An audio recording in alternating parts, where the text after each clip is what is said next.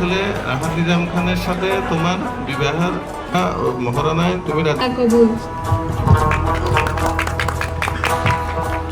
জনাব নিজামুদ্দিন খানের প্রথম পুত্র রাহাত নিজাম খানের সঙ্গে সোহরাব আলী খান এর দ্বিতীয় কন্যা ফারিয়া তামান্না খানের বিবাহ ধার্য করা হয়েছে। আপনি রাহাত নিজাম খান এই বিয়েতে সম্মতি দিচ্ছেন? 100 বার কবুল। আলহামদুলিল্লাহ, আলহামদুলিল্লাহ। সবাই কি